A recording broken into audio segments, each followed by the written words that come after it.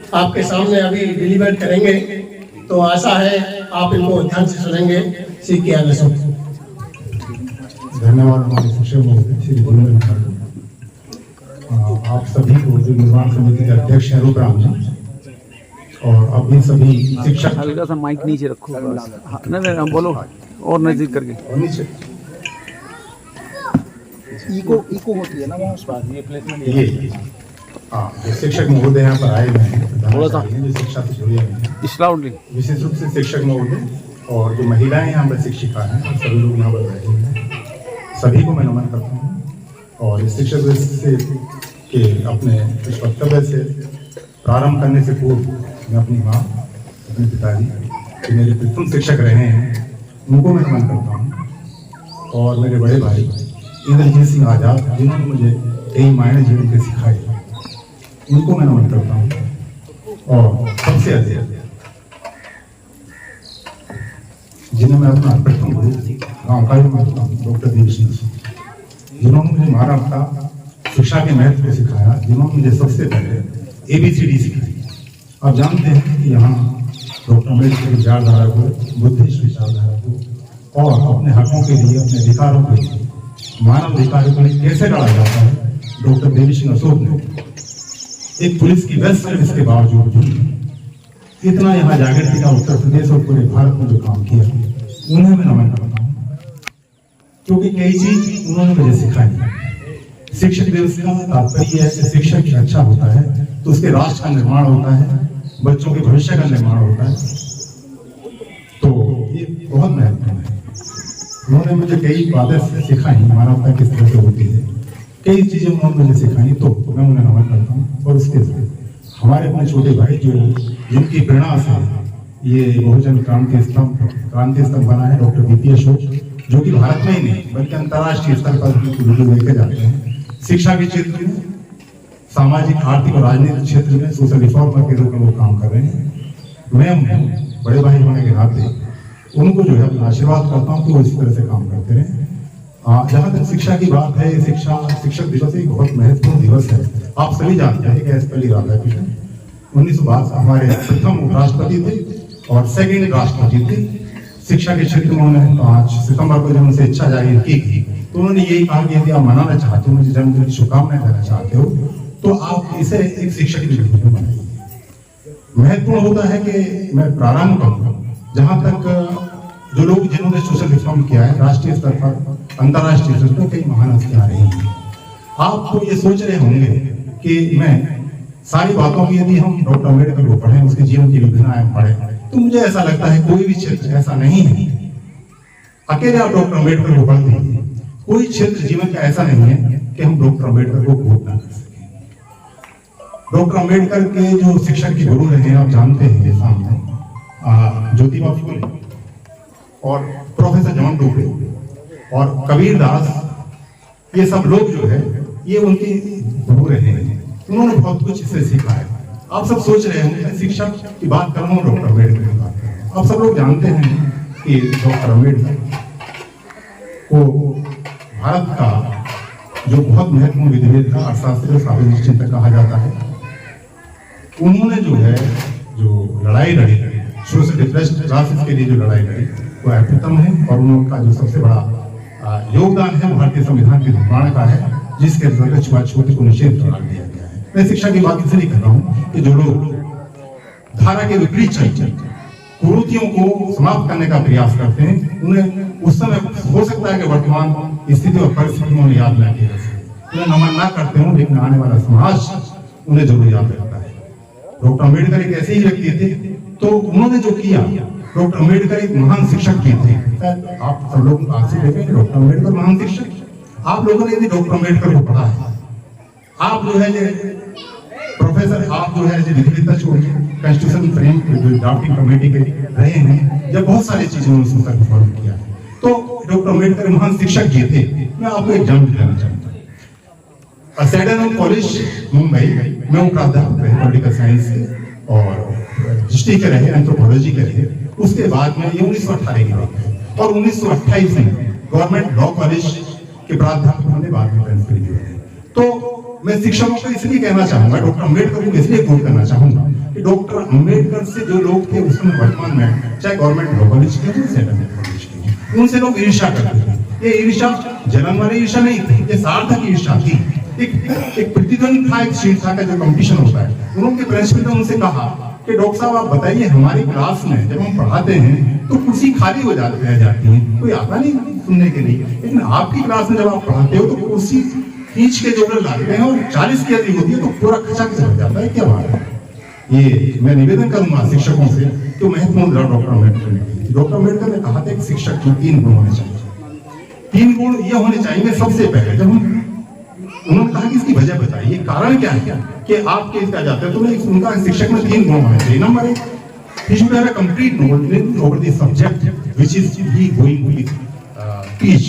वो जो उसे पढ़ाने जा रहा है उसको उसे संपूर्ण नॉलेज होना चाहिए, जिसको चाहे मे बी न्यूटन का नहीं हो सकता है, किसी भी सोशल थ्योरी, मार्क्स की थ्योरी, ये मैकेनिक थ्योरी हो सकती है, कोई भी सिद्धांत हो सकता है।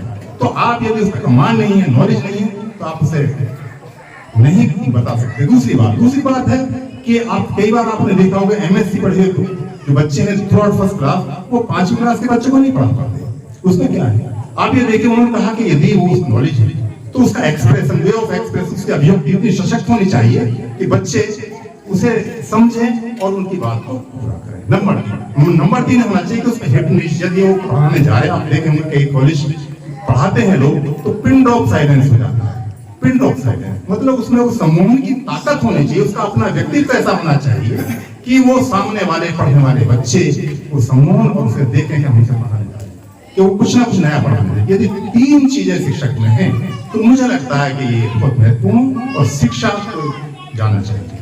और कई चीज हैं जो मैं जिक्र करना चाहूंगा। अभी यहाँ मैं देख रहा था इब्राहिम लिंकन, आप सब जानते होंगे कि बहुत महत्वपूर्ण पत्र डॉक्टर जो इब्राहिम लिंकन है, जब इन्होंने पॉलिटिकल साइंस की बात की, बहुत बेहतरीन डेफिनेशन उन्होंने इब्राहिम लिंकन ने कही। और इब्राहिम लिंकन ने कहा कि democracy for the people by people. और उन्होंने ये भी कहा था, कई बार मैं पब्लिक इंटर कॉलेज साले में पढ़ा हूँ, मैं नमन करता हूँ अपने कई टीचर्स को जिन्होंने मुझे मैथमेटिक्स पढ़ाया है। और मैं नमन करता हूँ कि जो मैं 9th में मतलब 7वीं क्लास में, 8वीं क्लास में, 9th क्लास में मुझे प्रथम श्रेणी मिली, 10th क्लास में 2nd पोजीशन मिली, 11वीं में 1st डिवीजन मिली। और इस तरह से मैं पढ़ता रहा, तो मैं उसको जो नमन करता हूँ, लोगों को नमन करता हूँ जिन्होंने मुझे पढ़ाया। मैं इब्राहिम लिंकन की बात कर रहा था। इब्राहिम लिंकन एक ऐसे व्यक्ति होने जिन्होंने सोशल, शिक्षा का काम केवल शिक्षा का नहीं होता, 2a+b का होल स्क्वायर नहीं होता, a-b का होल स्क्वायर नहीं होता, बल्कि उन्हें एक रिफॉर्म करना, एक सोशल रिफॉर्म करना होता है। शिक्षा के क्षेत्र में, सामाजिक, आर्थिक और राजनीतिक क्षेत्र में एक जो है क्रांति लानी होती है। उन्हें राष्ट्र के निर्माण और पुनर्निर्माण के लिए अपने बच्चों को तैयार करना होता है। तो इब्राहिम लिंकन, आप कहते हैं, हमारे एक टीचर कहते थे, जैसे श्याम सिंह त्यागी, आपने नाम सुना होगा, उन्होंने कहा था कि शिक्षा का मतलब है how we talk, how we talk, हम चलते कैसे हैं, हम बात कैसे करते हैं, ये शिक्षा का महत्व होता है।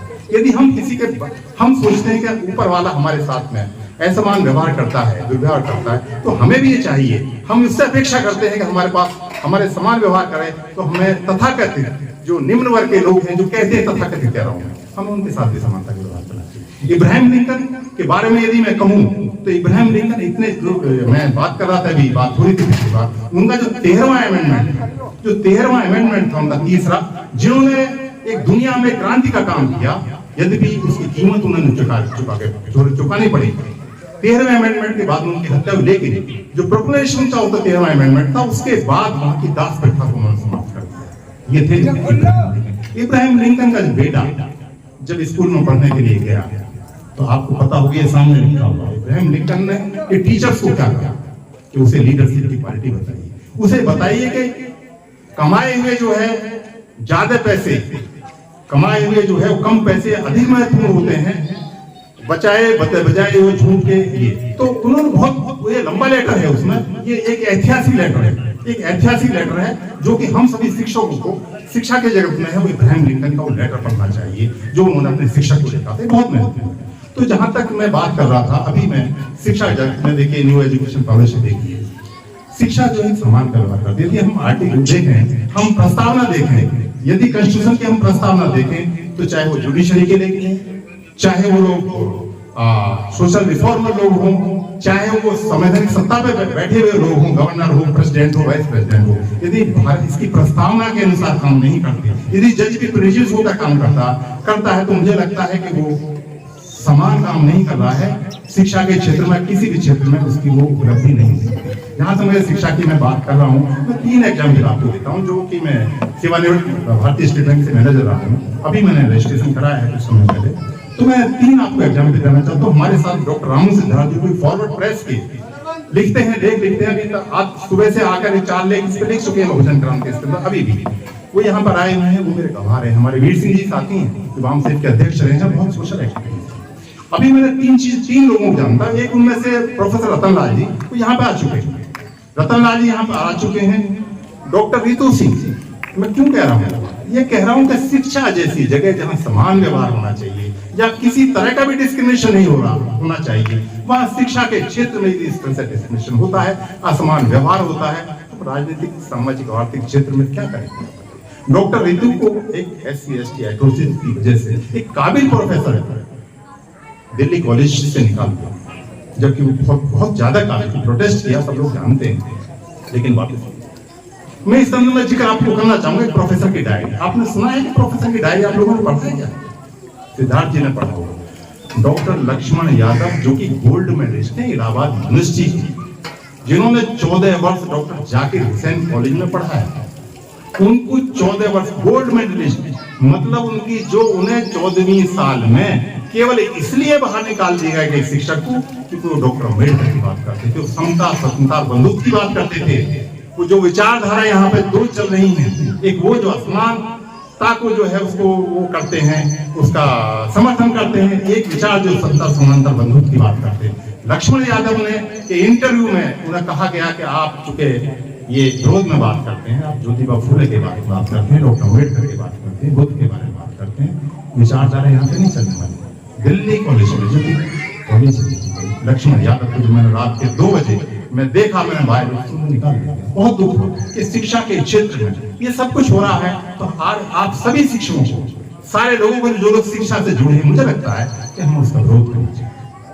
इसी तरह से लक्ष्मण यादव, उनको एक मार्च लिखने पर उन्हें जो है उन्हें अरेस्ट कर लिया गया रतनलाल को, क्योंकि मैं एडवोकेट था, वहां बहुत सारे लोगों के साथ व्यवहार करने का प्रयास किया, शिक्षक के साथ। अम्बेडकर नामा चलाते हैं, उनमें एक भी बात, एक भी सेंटेंस, एक भी उनका कोटेशन कहीं गलत नहीं होता, कोर्ट ऑफ लॉ में जाकर देख सकते हैं। लेकिन उन्हें उनका प्रमोशन नहीं हो रहा, उन्हें बाहर नहीं भेजा जा रहा। उनकी इतनी रिसर्च है, तो उनके अपने प्रिंसिपल, उनके वाइस चांसलर की उसने रिसर्च नहीं है, उनकी किताबें नहीं है, उनके जर्नल्स नहीं है, जो प्रोफेसर बता रहे हैं। तो मैं शिक्षा की बात में इसलिए कर रहा हूँ, क्योंकि ऐसे शिक्षा में देश असमानता की बात होती है, वो शिक्षा का जो पर्पज है वो नहीं होता। इब्राहिम लिंकन की बात करूं तो इब्राहिम लिंकन ने यही कहा, एक बार वो जा रहे थे, समाप्त करने वाले जा रहे थे, तो उन्होंने कहा, उस समय इतनी सुरक्षा नहीं हुआ करती, तो जा रहे थे, तो एक खेत में काम करने वाले व्यक्ति ने उन्हें सलूट मारा। जब उन्हें सलूट मारा तो उनके ड्राइवर ने वो देख नहीं पाया। ड्राइवर ने कहा कि सर, आपको एक किसान जो है बहुत दूर है, वो आपको सलूट मार रहे हैं। उन्होंने गाड़ी को धीमे किया और उन्होंने सलूट का जवाब, जो किसान था, मजदूर था, उन्होंने जवाब दिया। तो ड्राइवर ने पूछा कि साहब, साधारण सा किताब, तो व्यक्ति आपने जो है वो आपने उसका जवाब, आप अमेरिका के सबसे शक्तिशाली देश के प्रेसिडेंट है, आप एक मजदूर का जवाब इससे दे रहे हैं, मतलब सलूट से दे रहे हैं। तो उनका ये कहना था, ये है शिक्षा का महत्व। उनका कहना था कि मैं नहीं चाहता कि कोई भी व्यक्ति सभ्यता और संस्कृति के क्षेत्र में मुझसे आगे निकल जाए। ये बात दुनिया का सबसे शक्तिशाली देश का राष्ट्रपति, ये होता है शिक्षा का महत्व। इसलिए उन्होंने शिक्षक को एक पत्र लिखा कि मेरे बेटे को जरूर सिखाएं, लीडरशिप क्या होती है, मानवता क्या होती है, प्रकृति से प्रेरित। तो इन्हीं लिए बहुत सारी बातें हैं शिक्षा के, क्योंकि हमारे बहुत सारे लोग यहाँ पर बैठे हुए हैं, महिला प्रतिनिधि यहाँ पर बैठे हैं। तो जो लोग, जैसे ज्योतिबा फूले की बात करी, मैकाले की बात करी, जहां से भी किसी देश में यूनिवर्स है ना, आप एक स्टेम की है। आज शिक्षा जो है स्टेम की, स्टेम साइंस, टेक्नोलॉजी और इंग्लिश और टेक्नोलॉजी, ये है क्षेत्र। आज इसकी हमें आवश्यकता है। यदि हमें अपने बच्चों को पढ़ाना तो हम स्टेम को ध्यान रखना चाहिए, हमें स्टेम को ध्यान रखना होगा। इसलिए शिक्षा जो है ऐसा महत्व, आप सभी से, मैं मेरे बहुत अच्छे गुरु रहे हैं पब्लिक कॉलेज, जिन्हें मैं नमन करता हूँ, बहुत नमन करता हूँ, सभी लोग मुझे याद आ रहे हैं। तो इसलिए मैं डाउरी सिस्टम में बात कर रहा हूँ। एक बार मैं इसलिए आपको बता रहा हूँ कि आज जो है वो वक्ता जो है वो बहुत ज्यादा होते हैं, सुनने वाले जो है वो सुनने वाले बहुत कम थे, वक्ता बहुत ज्यादा है। ये बात मैं 1974 की बोल रहा हूँ। 9th क्लास में था, पब्लिक में परेशान हूँ। मुझे विषय दिया गया था बोलने के लिए, जैसे यहाँ पर खड़ा था। पहली बार जब मैं स्टेज पे गया तो मेरे पैर कांप रहे थे। 1974 की बात कर रहा हूँ, 9th क्लास में। मेरे पैर कांप रहे थे, तो मेरे इंजलाल त्यागी जी थे और डॉक्टर देवी सिंह अशोक जी हमारे उन्होंने बताया ऐसे बात करते हैं। उन्होंने बात कही थी कि आप इसी तरह से तैयार करना अभियान से। वही बात मैंने कि हजारों की संख्या में कॉलेज में सामने बैठे हुए लोग थे। डाउरी इज ए कस्ट टू द इंडिया, दहेज प्रथा भारत के लिए अभिशाप है। मैंने कहा था कि समाज के सीने में पड़े हुए गहरे दाग, तो समाज के चिंतन करके, उनके आत्मचिंतन करके, उनके मौलिक परिवर्तन करके बदले जा सकते हैं। किसी कानून के द्वारा नहीं बदले जा सकते। मौलिक परिवर्तन क्या होता? शिक्षा उसे कर सकती है, केवल कानून से पर्याप्त नहीं।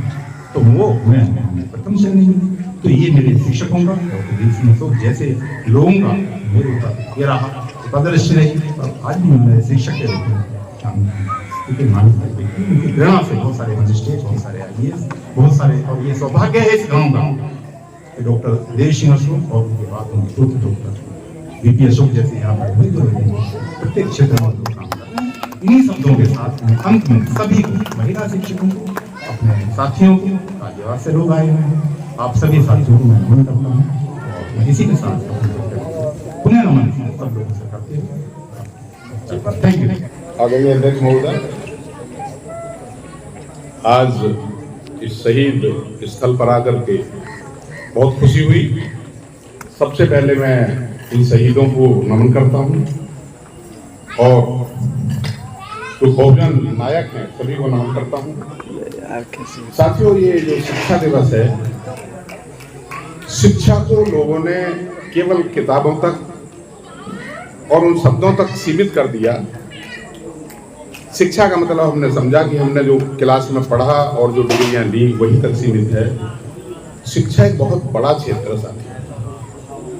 बुद्धिज्म की बात करें तो बुद्धिज्म में भी ये कहा गया कि जो अविद्या है, जो अज्ञान है, उसको दूर करने का कारण, रास्ता सिर्फ ज्ञान है, विद्या है। लेकिन जो बुद्धिज्म कहता है वो विद्या ये नहीं है जो अब दी जा रही है। आज हम शब्दों तक सीमित शिक्षा दे रहे हैं। शिक्षा का दायरा बहुत बड़ा है। शिक्षा केवल आपको कुछ डिग्रियां दे करके आपको जॉब दिला दे, वहां तक सीमित नहीं है।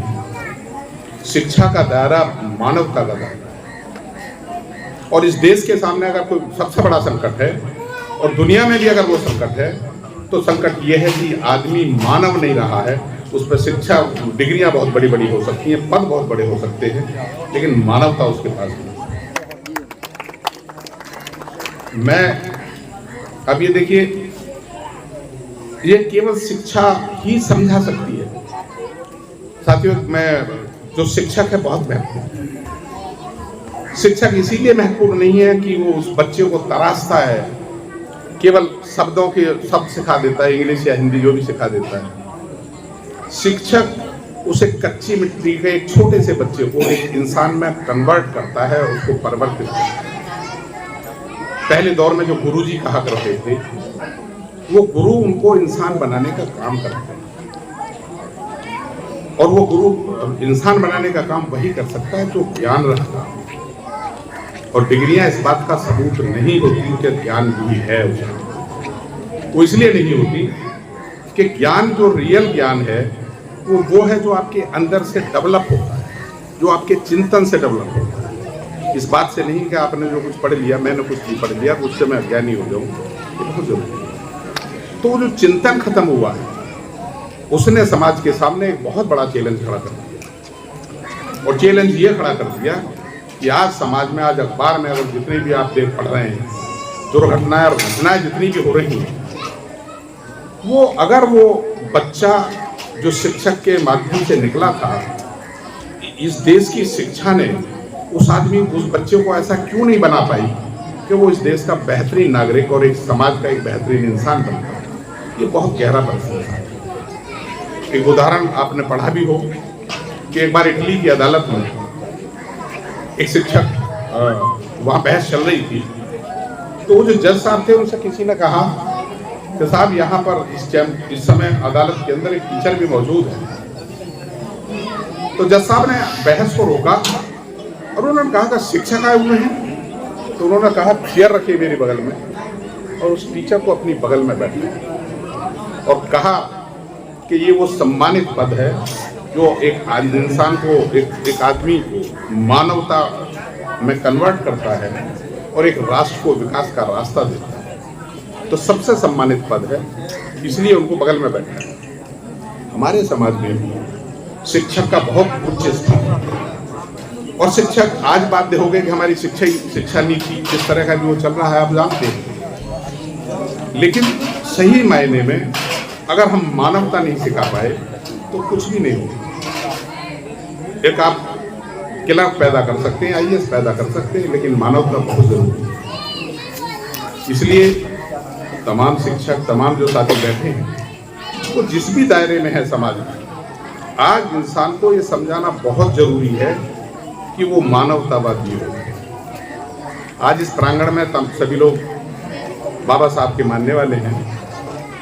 बाबा साहब के अगर संघर्ष को आप देखें तो बाबा साहब का पूरा संघर्ष, पूरा जीवन गैर बराबरी के खिलाफ है।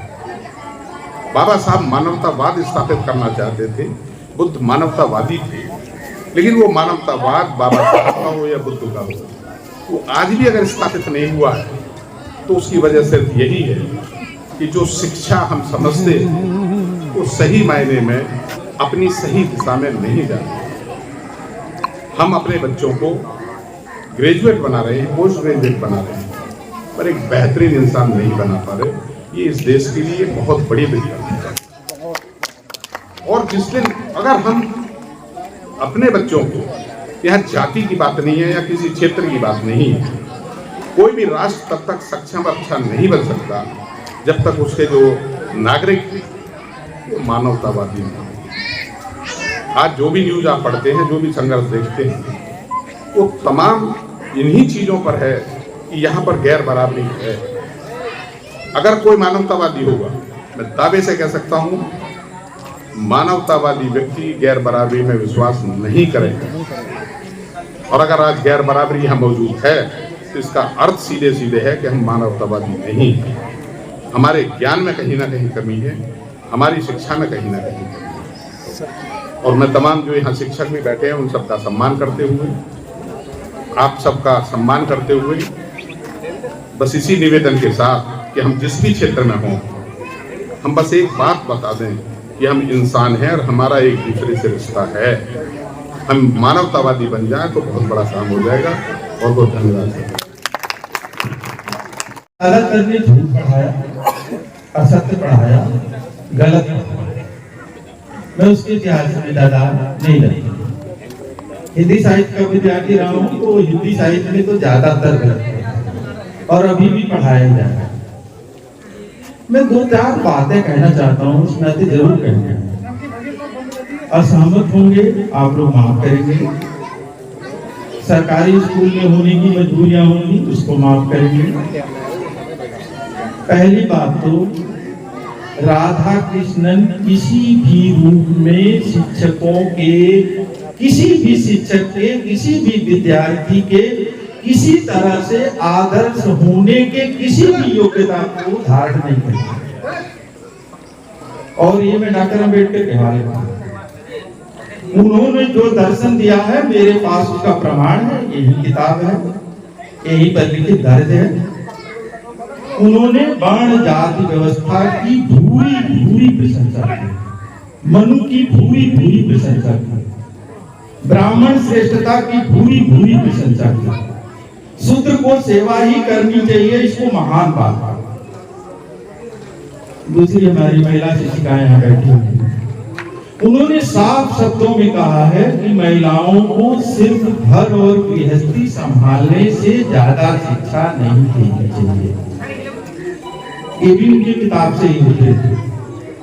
कोई भी ऐसा व्यक्ति जो वर्ण जाति व्यवस्था का समर्थन करता हो, महिलाओं की बराबरी का विरोधी हो, मैं किसी भी ऐसे व्यक्ति को शिक्षक का आदर्श या शिक्षा का आदर्श नहीं मानता हूं।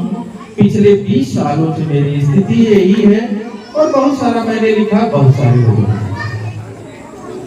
यहाँ तक कि खुद उनके बेटे ने लिखा है अपनी आत्मकथा में किस तरह उसकी मां को यानी अपनी पत्नी को बुरी तरह पीटते थे, कैसे उन्होंने अपनी बेटियों की पढ़ाई को बाधित किया।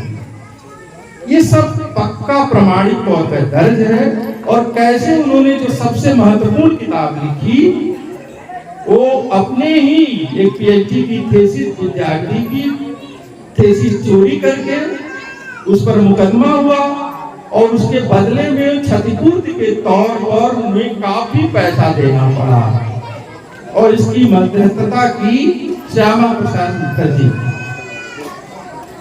तो आप असहमत हो या आपकी सरकारी स्कूलों की जरूरत हो, मैं उस पर बात करूं। और डॉक्टर अंबेडकर हमारे आदर्श हैं।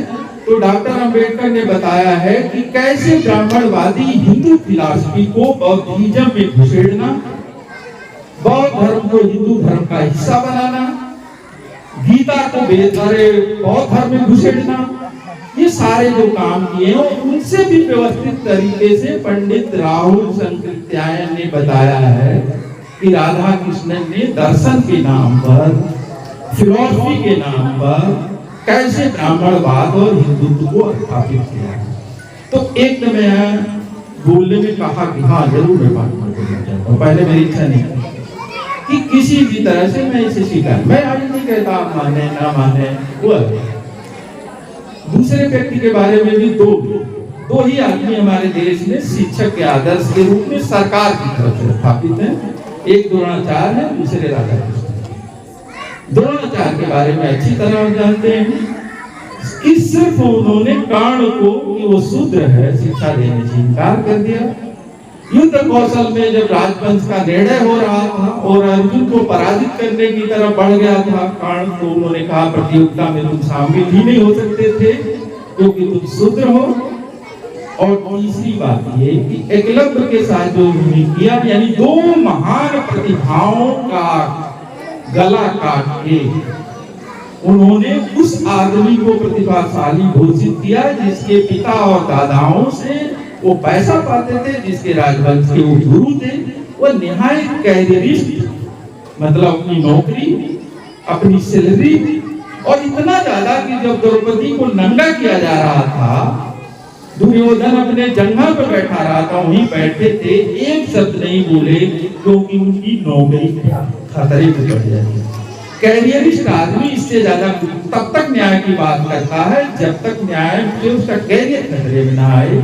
तो ये दोनों भारत में शिक्षा के किसी द्रोणा पुरस्कार जो सर्वश्रेष्ठ पुरस्कार है सर्वनाक है, राधा कृष्णन का भी होना सर्वनाक। हमारे देश में जो शिक्षा के आदर्श हैं वो ज्योतिराव फूले हैं, सावित्रीबाई फूले हैं, और जिन्होंने लड़ करके सबके लिए शिक्षा का रास्ता खोला। जब तिलक ये कह रहे थे कि तेली तमोली और ये महिलाएं पढ़ेंगी, तब उन्होंने महिलाओं के लिए, दलितों के लिए स्कूल खोला। हमारे शिक्षा के वही आदर्श हो सकते हैं। मैं ज्यादा समय नहीं लूंगा। आभार, 2-4 मिनट मुझे दिया, धन्यवाद, शुक्रिया। समय की सीमाओं का विशेष ध्यान तो देना भी चाहिए। बिना किसी भूमिका के पद शैली में बात करता हूँ सर, शिक्षक क्या है और मैं समझता हूँ जितने इस पावन और पवित्र प्रांगण में आप उपस्थित हैं, आप शिक्षक और आपकी भूमिका अजर अमर और अमिट रहेगा ये ऐसा बंधन है। सभी की गौरव में उपस्थिति के लिए नमन। और आपको निवेदित करता हूँ सर, पूरे मंच को, मंच को एहसास कराना, 3 मुक्त तक देकर जाऊंगा कि आपके अंतस्तर में कहीं अंतस को स्पर्श करें तो एहसास कराइएगा। अजर अमर और अमिट रहेगा ये ऐसा बंधन है, अंत स्थल में मूरत इनकी इनको ही वंदन है। पग की माटी भाल लगा कर निज मस्तक सजता है, पग की माटी भाल लगाकर निज मस्तक सजता है। इस माटी में शीतलता खुशबू वाला चंदन है।